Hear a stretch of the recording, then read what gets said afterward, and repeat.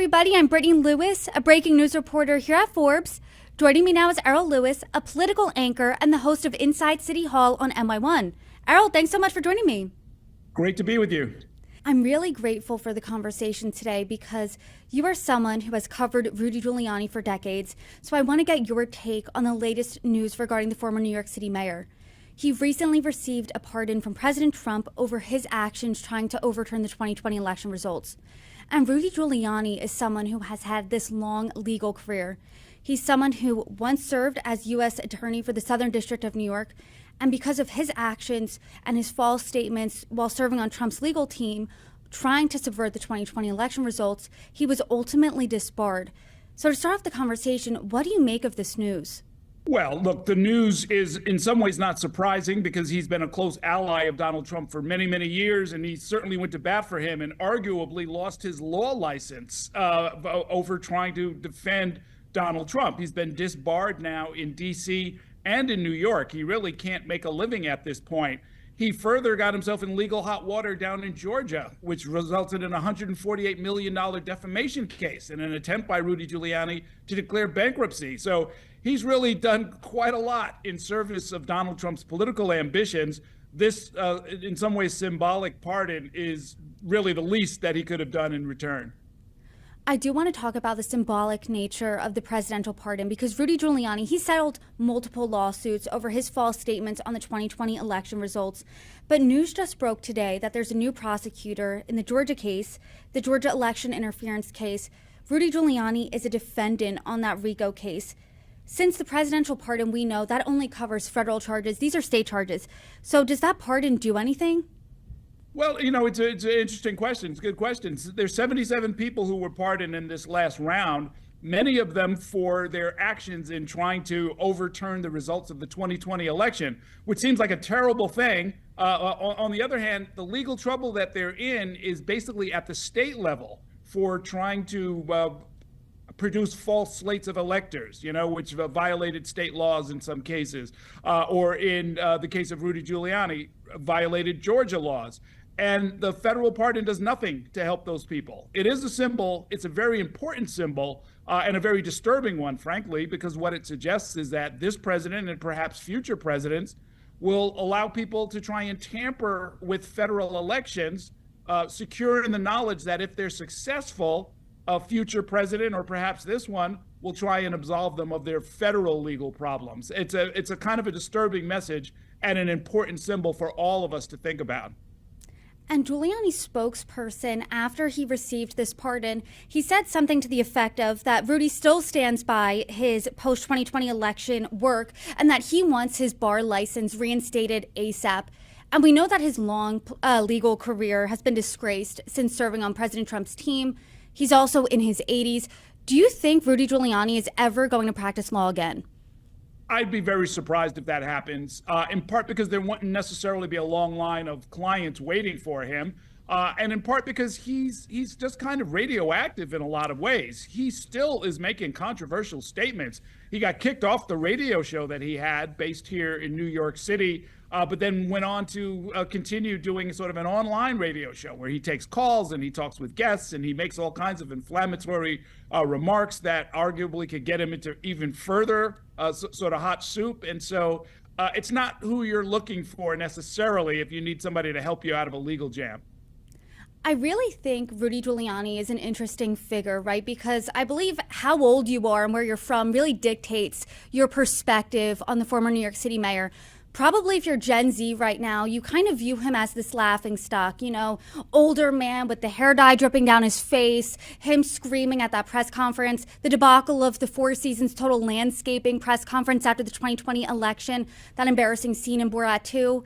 If you're someone who is alive and remembers the early 2000s, maybe you're not a native New Yorker, you remember, and you were probably first introduced to Rudy Giuliani as New York City's mayor during 9/11.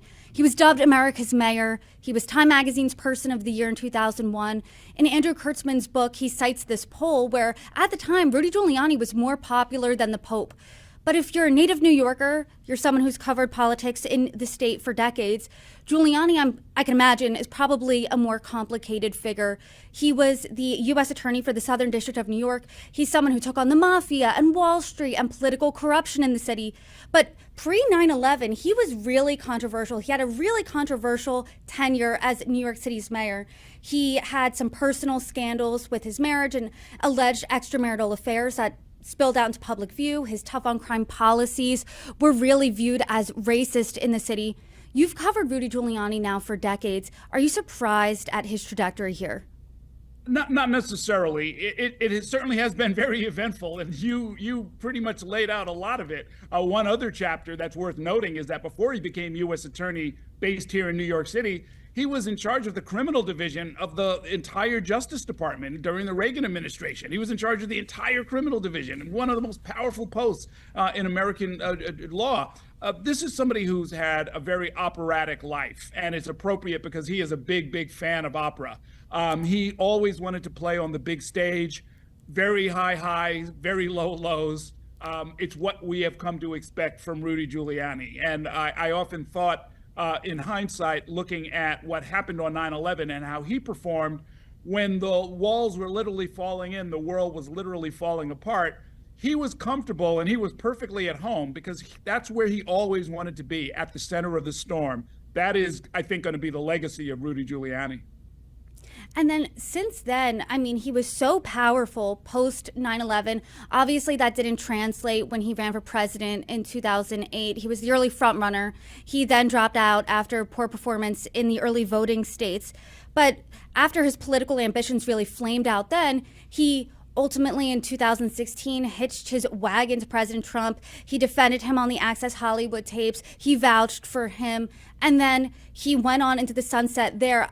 Do you think, or how much do you think, rather, President Trump and his actions, what do you think that did to the mayor and perhaps his legacy going forward?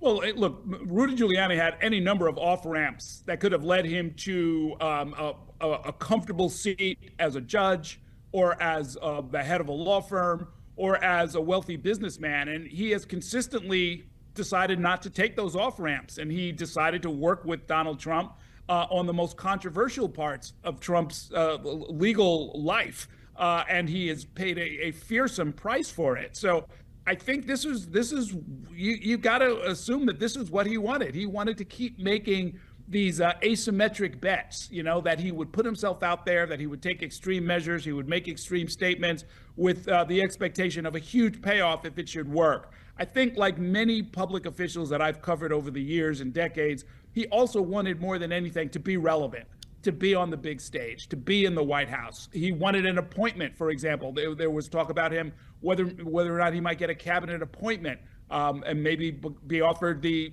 job of Attorney General under President Trump. He wanted that conversation to happen. He wanted to be involved. And again, he's paid really quite a price for what was an up and down career that had some really high points that, you kind of wonder in hindsight whether or not he would have been better off staying as one of the most admired men in the world and a former mayor rather than what he has turned into. I know. I think if it were me and I were Time Magazine's Person of the Year, I was dubbed America's Mayor, I would probably just fade off into the sunset and just have that title for the rest of my life. But clearly that didn't happen with Rudy Giuliani. Arguably, he's at one of the lowest points now. He's facing multiple state charges. Do you think, because you've had interviews with him, you've talked to him, you've covered him, do you think that he really believes that the 2020 election was stolen? It's interesting, and this is true among a lot of lawyers. You can both believe and disbelieve something at the same time. And let me explain. I think he is the kind of legal mind that he could say, look, all of these facts line up in one direction, but there are arguments in the other direction, and I can pick either side, and I will stay on that side. And whether or not people believe it, you can fight it out legally. So I'm not sure what he, in his heart of hearts, believes, but I know that as a lawyer, he thinks that what were ultimately proven to be very flimsy legal arguments were worth standing on and worth staking his career on. I wouldn't try and second guess him. I've never practiced law, although I have a law degree. But he he made a huge bet and lost. That some, again, very flimsy legal arguments might hold up before the right judge. It turned out not to be the case. I'm really curious what your take is on New York politicians, because I'm not comparing them politically at all, but we saw a similar trajectory, smaller but similar, with former Governor Andrew Cuomo, where during COVID, he was really the nation's hero. I mean, there were T-shirts that said Cuomo sexual. The entire nation was tuning into those daily press briefings where he had, where he was talking about COVID and addressing the state and really the nation every day. And then we saw what happened when he faced his own set of scandals. He had to step down, and he couldn't even win the Democratic primary for New York City mayor. Do you think it's something to do with New York and New York City, perhaps in particular, or do you think it's just a coincidence?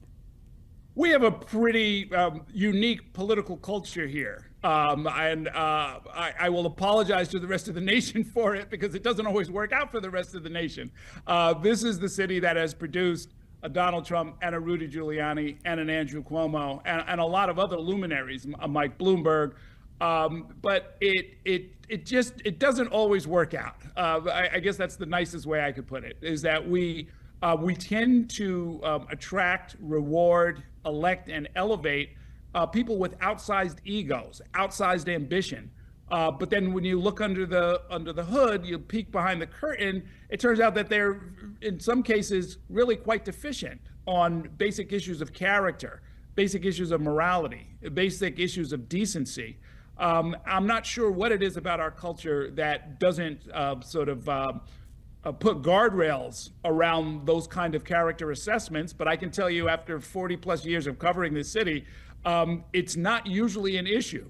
You know, there are a lot of things that get talked about on the campaign trail, but the question of, is this person honest? Is this person nice? Is this person decent? It usually doesn't get talked about. And that's a problem that I've been wondering about for quite a while. And Rudy Giuliani's political career, I mean, it's so interesting because, I mean, the only political office he held was New York City mayor. He was moderate. In 2008, he was viewed as almost too moderate to appeal to those rural states across the country. He then, when he hitched his wagon to Trump, he became much more to the right. He weighed in on the mayoral race. He weighed in on Mamdani. He gave some advice to Mamdani, according to the New York Post, and that was step down and do something else. Do you think anyone or Mamdani really cares about Rudy Giuliani's opinion anymore? Has New York City really moved past that? Yeah, Mr. Mamdani is not going to take that advice. I can tell you that. One thing, though, that you're sort of touching on is that being mayor of New York City is a great job, but it turns out to be a dead-end job. And even the most successful, best-known mayors, all the way back to Fiorello LaGuardia, John Lindsay, Ed Koch, Mike Bloomberg, all of them wanted to do something politically after the mayoralty. Most of them ran for president, frankly. And all of them failed. Same with Bill de Blasio. It turns out to be a dead-end job, for a lot of different reasons. I think in the current political atmosphere, it's much too liberal of a city for any Republican, even one as politically nimble as Rudy Giuliani used to be. It's not the right kind of environment to sort of step forward and say, I'm an urban Republican. I've got liberal views on, say, same-sex marriage or on immigration. It's just not going to get you anywhere in today's Republican Party. And then going back to Rudy Giuliani's legacy, because he said something to the effect of he doesn't really care what that is because by the time his legacy is talked about, he'll be dead. Looking at this pardon, looking at his alliance and allegiances with President Trump, looking back at 9/11 and everything, do you think that the past few years really irreparably damaged Rudy Giuliani's legacy, or do you think he did that on his own before? Oh, that's an interesting question. I think there's no question that he damaged himself. Prior to 9/11, by the way, 9/10 Rudy is what we refer to him here as in New York. He was kind of sinking down in popularity. He wasn't doing so well. He had made an abortive attempt to run to become the senator of New York State. It ended up that Hillary Clinton got that seat. That was back in 2000. He left after 9/11 in 2002.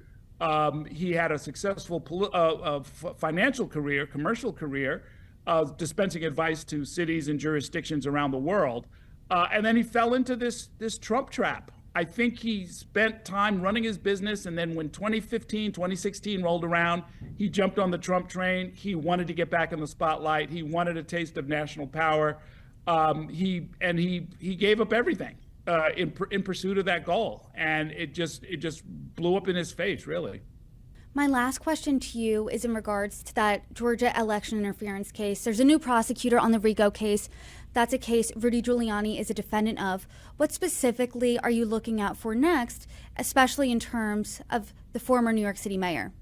Well, we'll see what they have an appetite for. I don't know what the legal standards are in Georgia, what the mood of, say, a grand jury might be, what trial jurors might think when the evidence is presented to them. I certainly haven't reviewed the evidence.